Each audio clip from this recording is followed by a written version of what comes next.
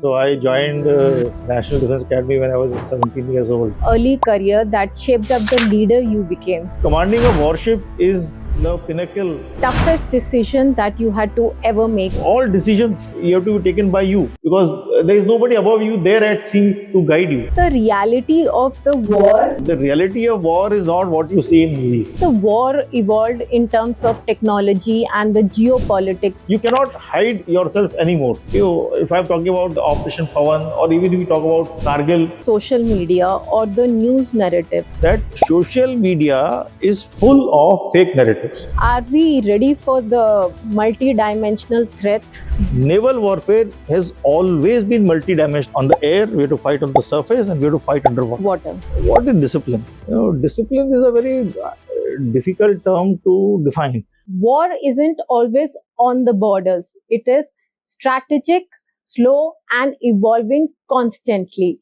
And today we have with us someone who's been at the center of it all. Joining us today is Rear Admiral Girish Kumar Garg, a veteran of the Indian Navy who has served the nation for 38 years and retired in 2024.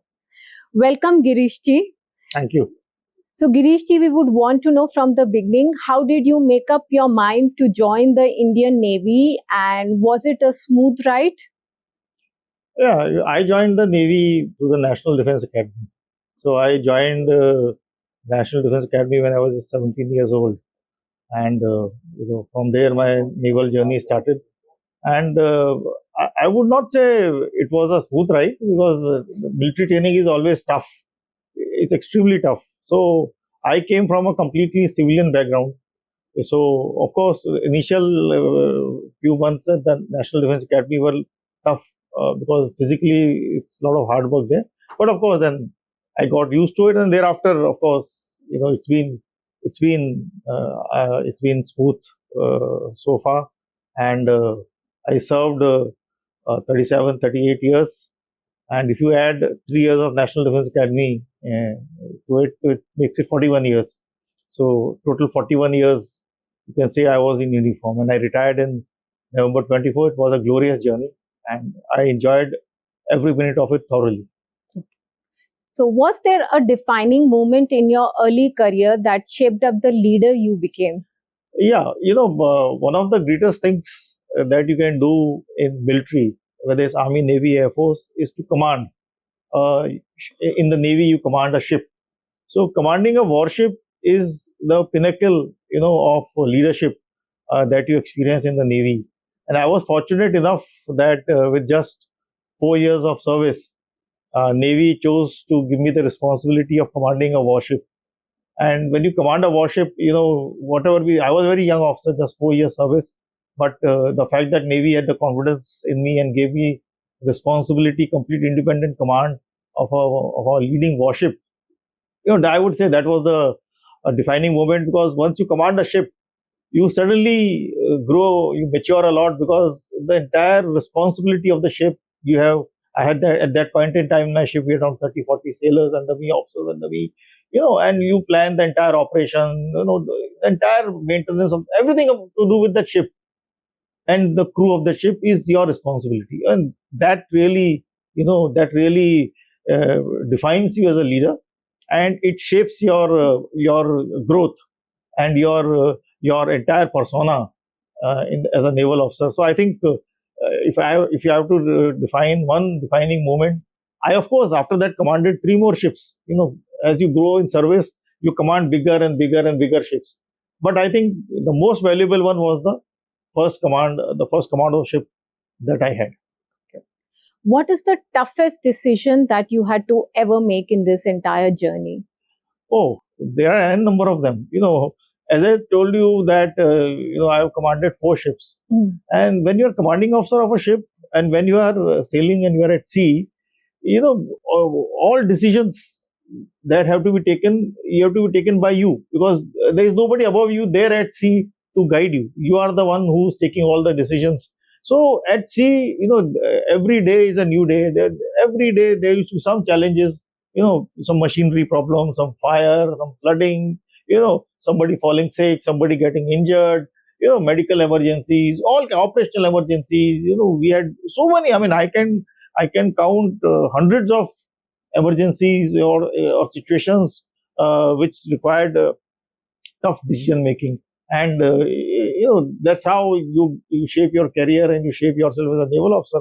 And after some time, it becomes part of your persona, that you are able to handle emergencies, and they don't flutter you, or they don't flutter you too much, and you are able to calmly and quietly, in a peaceful and balanced manner, able to take decisions and resolve it. So there have been, I mean, innumerable ones.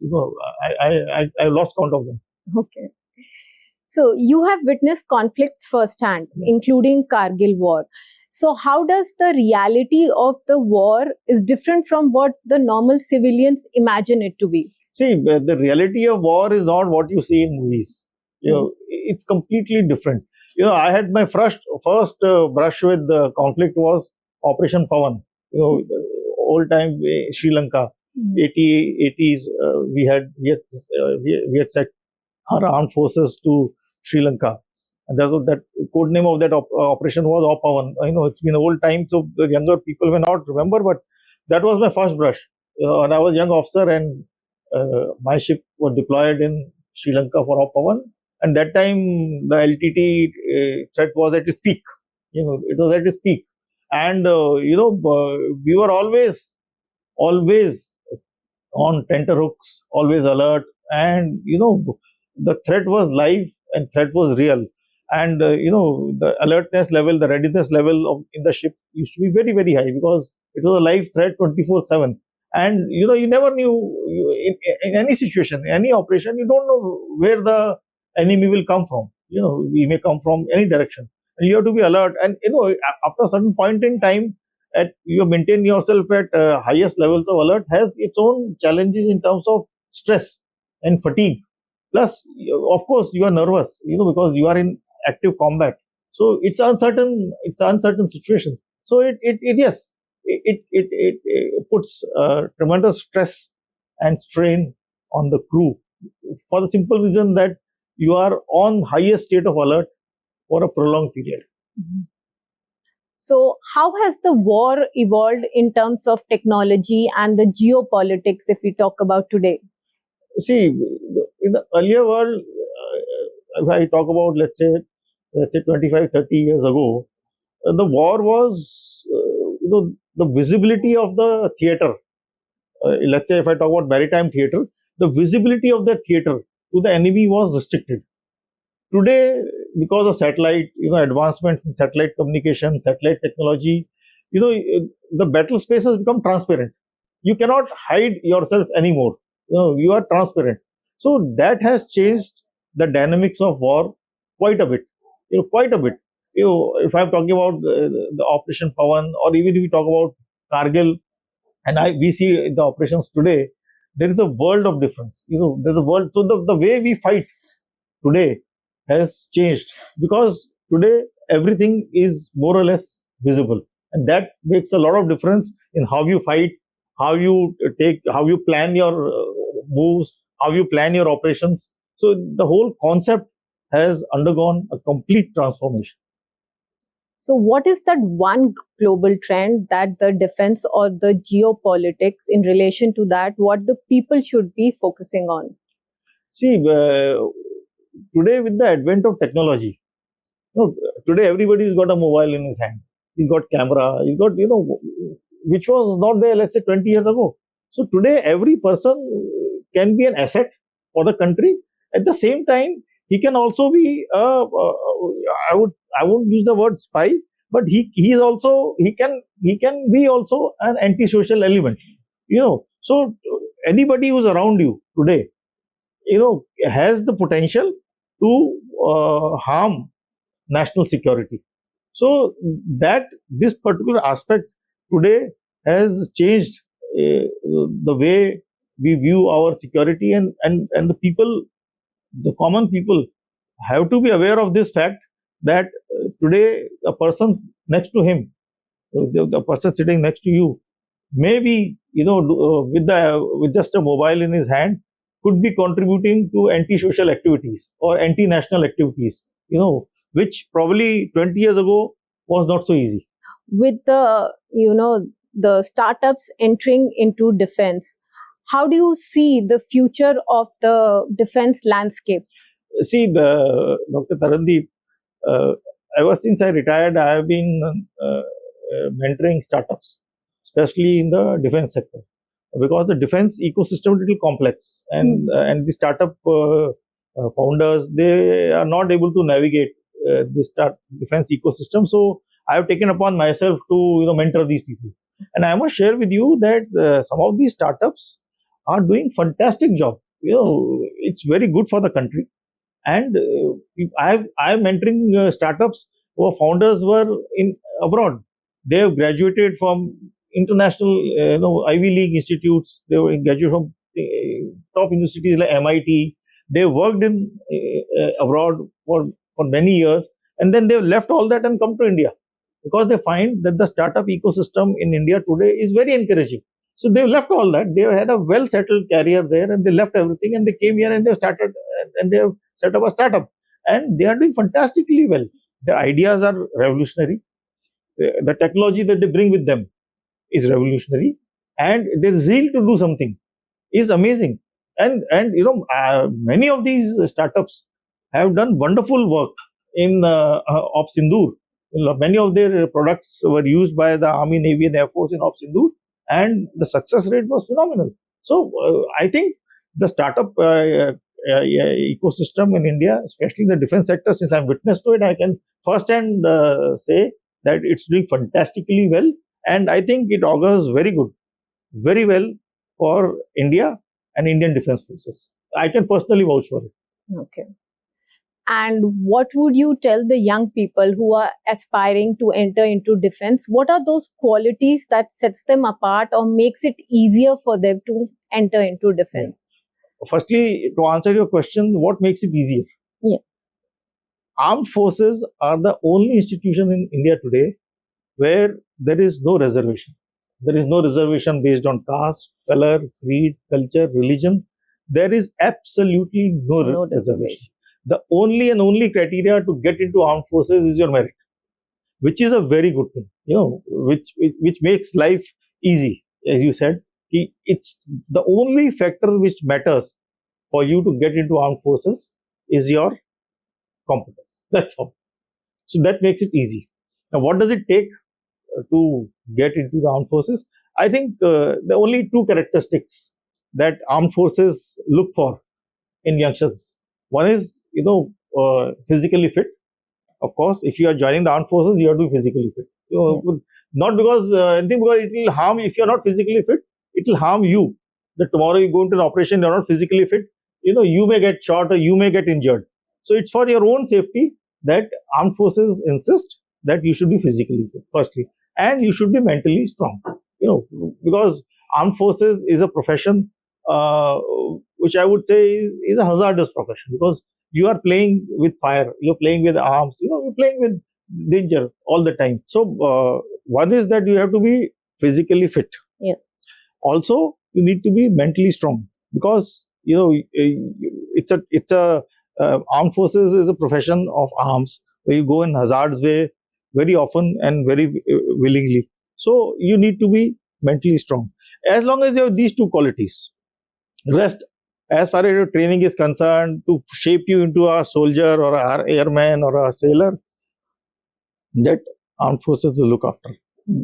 Just these two basic qualities: physically fit, mentally strong. You have these two qualities, no caste, no creed, no color, no nothing. You are good to come to armed forces. Okay. And beyond the uniform, what has Navy taught you about life? See, what the armed forces teaches you is to live life to the fullest, firstly, because you don't know what's store for you tomorrow. So it teaches you to live life to the fullest, firstly, to value friendship.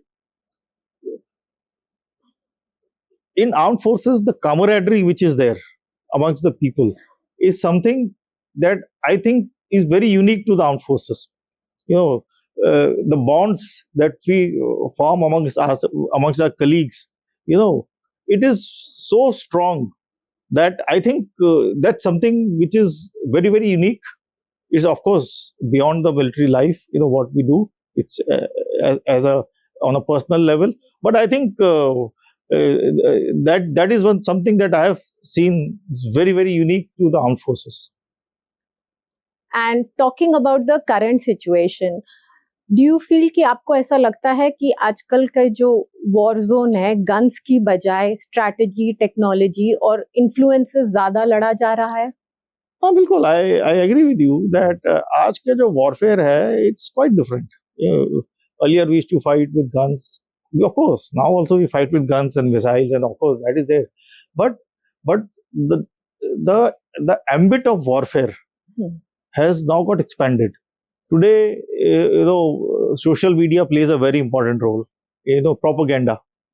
Propaganda has always been a tool used in warfare, but today it is being used to a great extent because of the social media and because of the reach of the social media.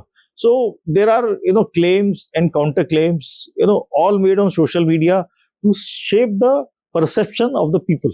The perception management, what I would like to call, has taken great strides and have become a great tool, or you can say asset, in modern warfare.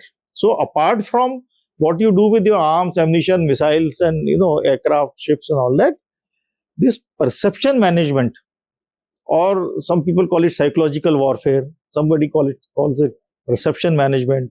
But use of the media today, social media as well as conventional media, whether it's TV or print or digital, today the scope has expanded so much that warfare has now come into the gray zone. You really don't know what is the fact, because the fact and the fiction has got somewhere, is got mixed in this whole thing.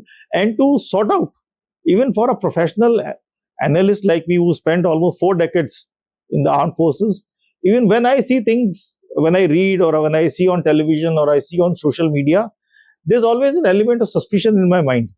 Whether it is what I'm seeing or what I'm hearing or what I'm reading, is it actually true?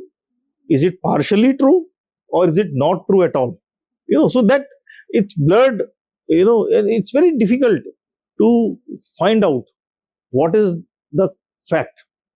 So that I think has has has changed a lot in today's warfare.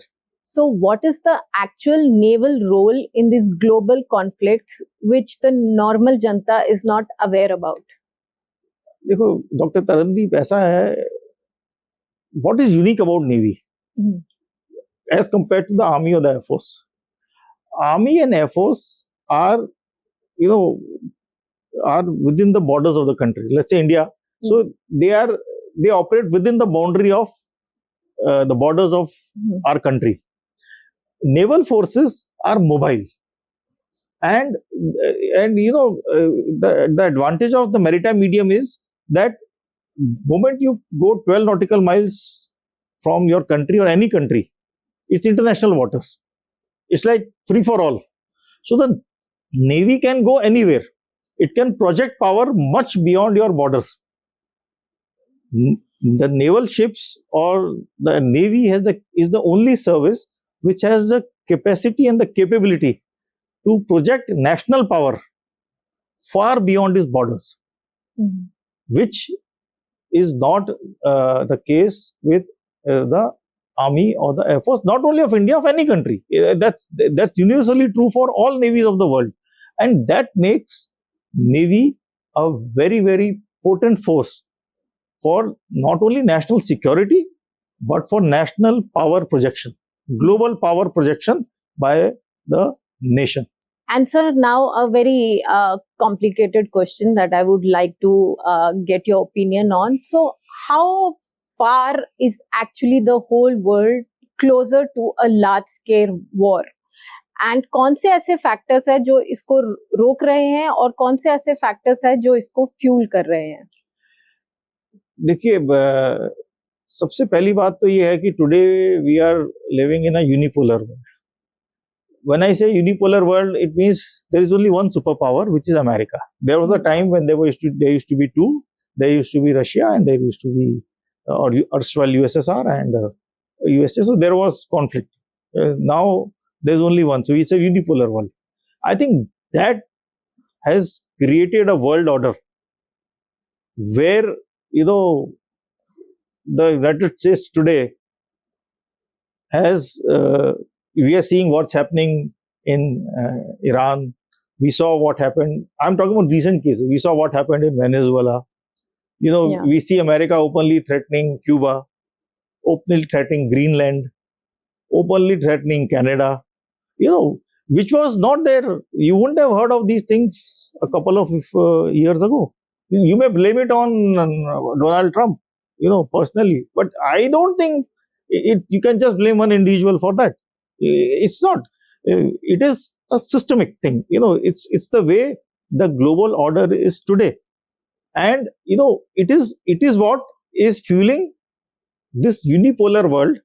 Is what is fueling the chaos that we are seeing today.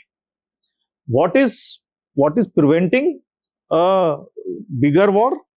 It is just that the countries at their individual level, at their political level, are mature enough not to toe blindly the line of anybody who's trying to be unreasonable. And you are seeing this, whether it was the current war with Iran, other countries have refused to join. Despite appeal by United States of America, the entire world has refused to join. Yeah. So that is what? That is reasonableness.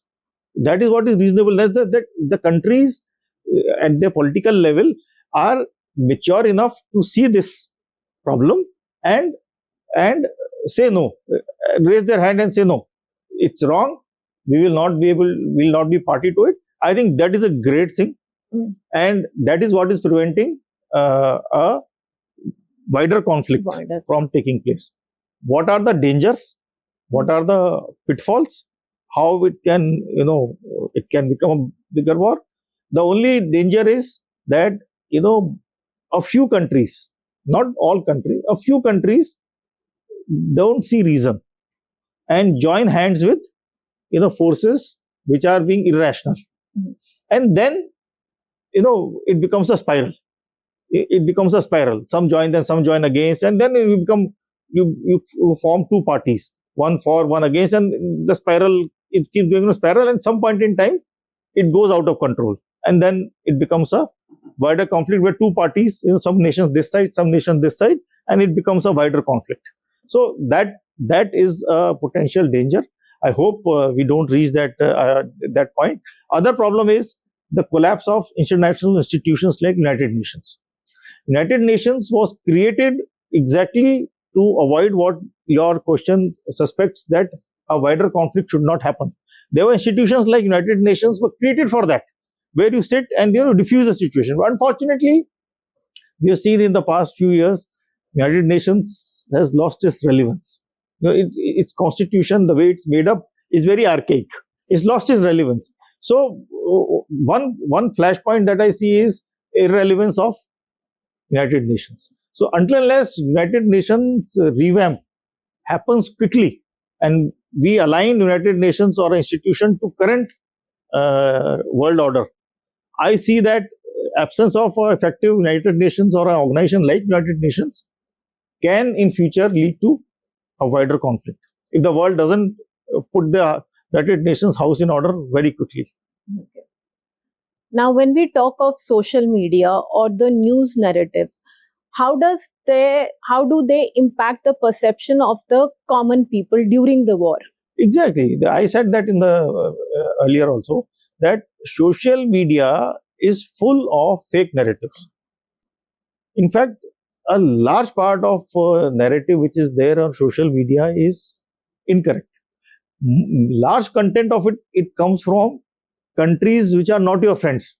Like in case of India, I can say countries like Pakistan, countries like China, other countries who are not very keen to see India grow. They are the ones who generate this content, and put it on the social media, and it's all fake narrative.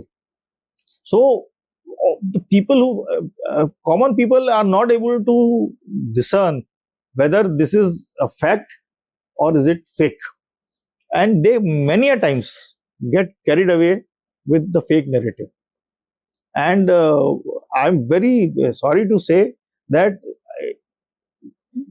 the political class, they have their own differences. The political class which is not in power may have difference of opinion with the political class which is in power.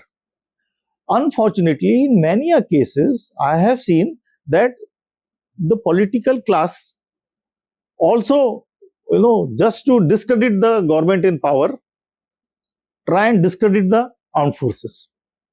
And that confuses the people even more. Whilst I am telling you that there's certain content which the enemy may give, but here they are your own people, your own leadership which has been elected by your own people. And then when they peddle a narrative which questions the army or questions the armed forces, it confuses the people even more. कि किसकी बात माने हमें? ये तो हमारे नेता हैं. There are people, there are leaders, and यही question कर रहे हैं. So that confuses the common people even more. So that's, I would say, very, very unfortunate that we have enemies outside and then we have enemies within. Enemies outside you can deal. Enemies within, if you ask me, I am more scared as a military man, as a former military man, I am more scared about these enemies who are visible and they are within us, rather than that enemy who is outside but invisible. I can handle that. These guys are more difficult to handle. And I think it's time that the people of this country give a resounding message to these enemies of the nation. So, talking of the current geopolitical scenario, so how do you see how India, what is the strategic position of India in it? See, if you have seen India's diplomatic balancing of the situation that is happening around us, we are in a very, very unique. In fact, I would say we have put ourselves in a very unique position where we are not taking sides diplomatically. I'm talking. Yeah. You see, Russia-Ukraine war.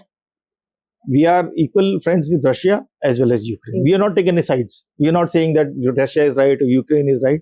We are on both sides. We are for peace and diplomacy.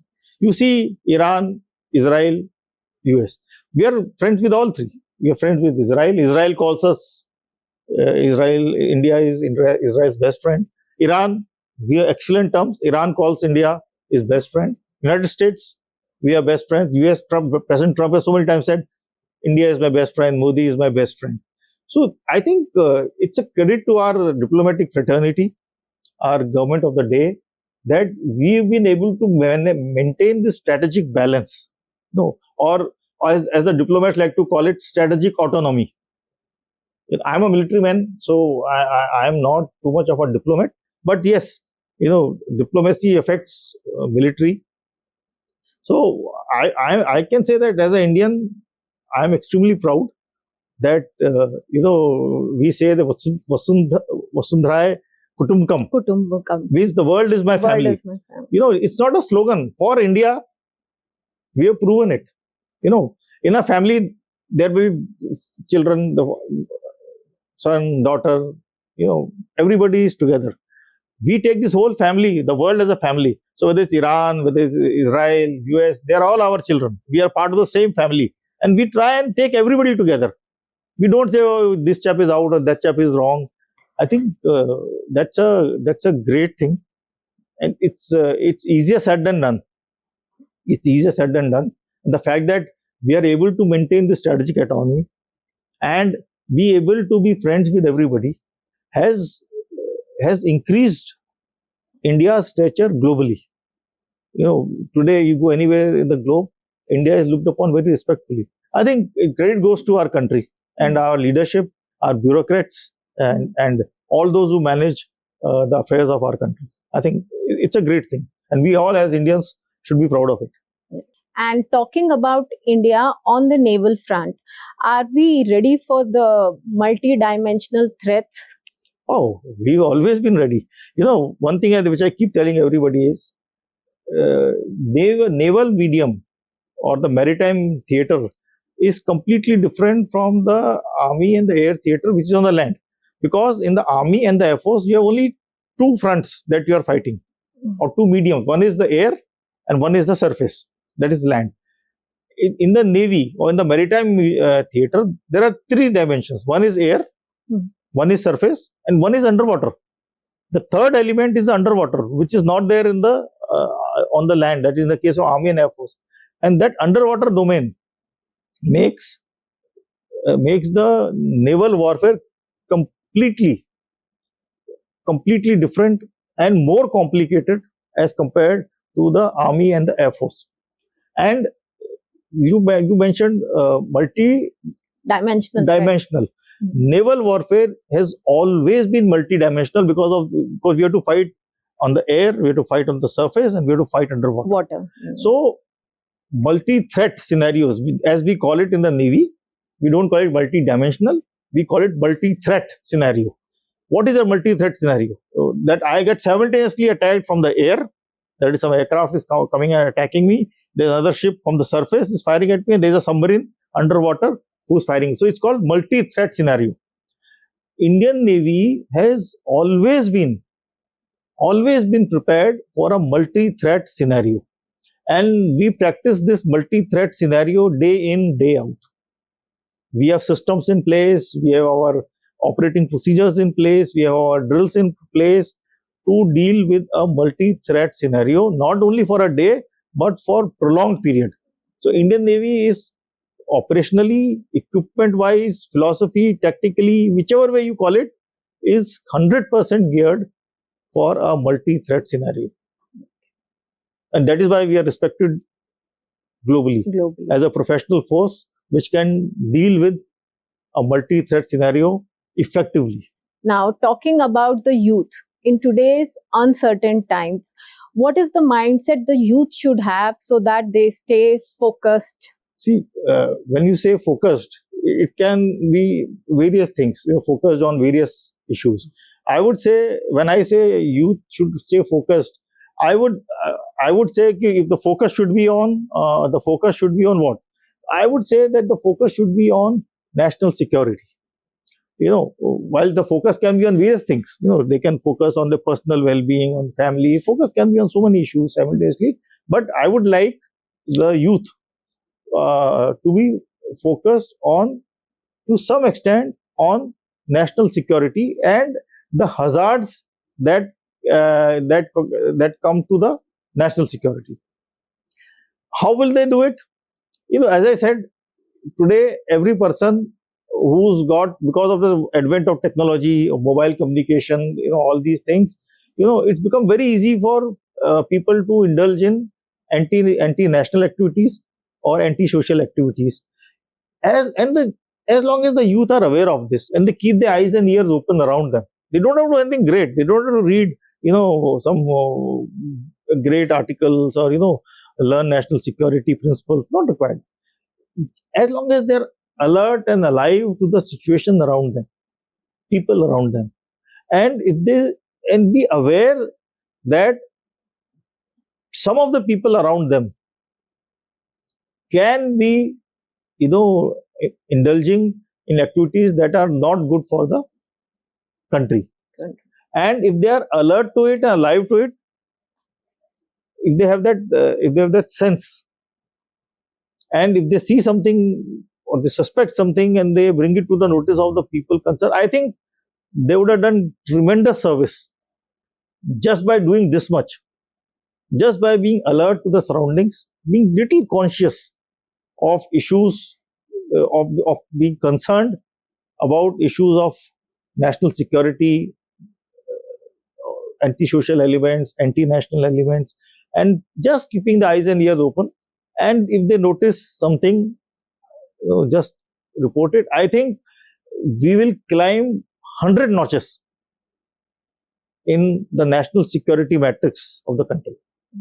I'll be happy if our youth just focus on this, and if I'm able to convey this message even to a fraction of our youth, I think we'll be a very, very secure nation. Now, talking of discipline, which is the backbone of military, how can the youth bring in this discipline into their lives for their own good? See, Tarandeep, what is discipline? Discipline is a very difficult term to define. So discipline can be in any aspect. Discipline can be personal discipline. You come on time, you go on time. That is one discipline. One is the fact that you do your job sincerely. Whichever job you are doing, you do your job sincerely. You do it with all your efficiency, all your sincerity is also discipline. You conduct yourself. Personal conduct. You conduct yourself properly. That also is discipline. So discipline need not mean the military discipline. The way we define discipline in military, that cannot be the traditional definition of discipline. But I am not saying that you should get up every day in the morning at 5 o'clock, get ready, go for a run, a walk in the morning, come back. Don't have that military kind of a strict regimental kind of a routine. I'm not saying that, but the discipline can come from being sincere about whatever that you are doing in life. Don't do it half-heartedly. Anything that you're playing, you are working, you are watching music, you're watching television, whatever you're doing in life, personal, professional, leisure, do it with all sincerity. Don't sham. I would say how you can be disciplined is that don't sham in life.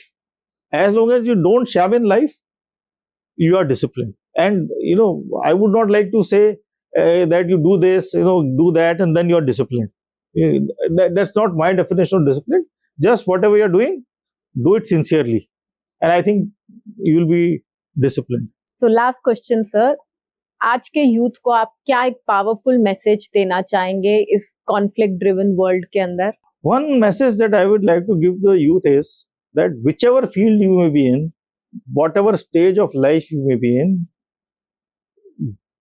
be aware of what's happening in the world around you, because what's happening in the world affects you in some way or the other, personally and professionally, whichever profession you may be in. The happenings in the world around you affects you directly or indirectly. So if you are aware of generally what's happening in the world, firstly it will make you a better person, because you are more informed, you are more alert. So it makes you a better person personally as a person. But as you grow in life, the more aware you are, the better leader you will become, because as you grow, you will keep climbing the leadership ladder, higher and higher, and you will become a better person, a better worker, a better leader if you are more aware of things, what's happening, because then you will be able to, what you are doing in your work, you will be able to derive more value out of it, because you will take those factors into account which you would otherwise not have taken had you not been aware of those factors. So I'm not saying that you read newspaper, read the newspaper from beginning to end, waste or devote 1 hour to reading a newspaper or watch news on television for 4 hours a day. No, just 5 minutes. Today everything is available in your mobile. Just 5 minutes, 10 minutes, just go through the happenings, what's happening. There are enough material available on Twitter, or on YouTube, whichever social media channel you follow, Instagram, wherever you follow, you will find enough material available of what's happening. Small clips, 5 minutes, 4 minutes, 2 minutes, just go through it whenever you have time, and just devote 15-20 minutes in a day at different times. 5 minutes abhi, 5 minutes baad mein, some 15-20 minutes in a day if you devote to just find out and keep yourself abreast of what's happening in the world, whether it is tech, whether it is geopolitics, whether it is politics, whatever it is. Just 10-15 minutes in a day if you devote, you will find that you will be very aware of what's happening, and you will yourself see the difference it will make to your life personally and professionally. Thank you so much, sir, for taking out time and being on our show and sharing your valuable experience with our audience. Thank you, Dr. Tarandi, for calling me. I enjoyed myself. Thank you so much. The pleasure was entirely mine, sir.